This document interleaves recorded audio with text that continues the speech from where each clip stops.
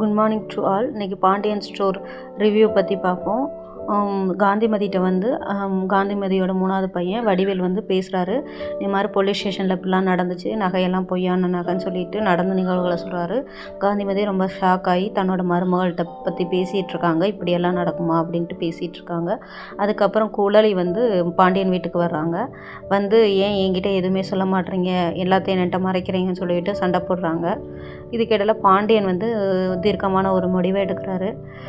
இனிமேல் வந்து மயில் வேண்டாம், நான் வந்து கொஞ்சம் யோசிக்கணும்னு நினச்சேன், ஆனால் இனிமேல் வேண்டாம், மயிலோட பொருள் எல்லாத்தையும் கொடுத்து விட்ருவோன்னு சொல்லிட்டு ஃபைனலாக ஒரு முடிவு எடுத்து இனிமேல் இங்கேருந்து யாரும் அந்த பொண்ணுகிட்ட பேசக்கூடாது, அவங்க குடும்பத்துக்கு நம்ம குடும்பம் சம்மந்தம் இல்லைன்னு சொல்லிட்டு பாண்டியன் தன்னோட முடிவை சொல்லிடுறாரு.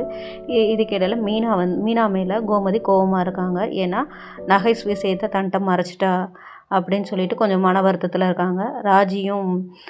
ராஜியும் மீனாவும் சமாதானப்படுத்தி பார்க்குறாங்க. ஆனால் கோமதியை சமாதானப்படுத்த முடியல.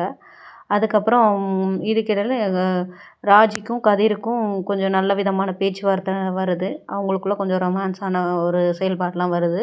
கதிர் தன்னை அறியாமலே ராஜி மேலே ஒரு காதலை கொண்டு வராங்க.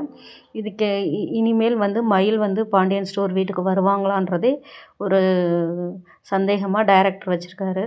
இதுக்கிடையில் மயில் எப்படி நல்ல பேர் வாங்க போகிறாங்க, எப்படி வந்து மயிலை வந்து இந்த வீட்டுக்குள்ளே வரப்போகிறாங்க, எப்படி அவங்களோட கேரக்டர் மாறப்போகுதுன்னு இனிமேல் தான் தெரியும்.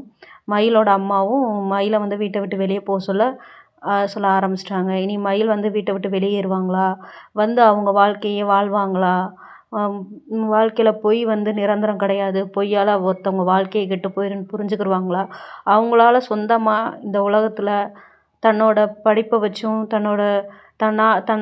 தன்னோட கேரக்டரை ஒரு நல்ல விதமாக மாற்றி சர்வே பண்ணி சொந்தமாக சம்பாதிச்சு வாழ முடியுமா, சரவணன்ட்ட நான் நல்லவ தான், நான் மாறிட்டேன் அப்படின்னு ப்ரூவ் பண்ணுவாங்களான்னு இனிமேல் தான் தெரியும். Thank you to all.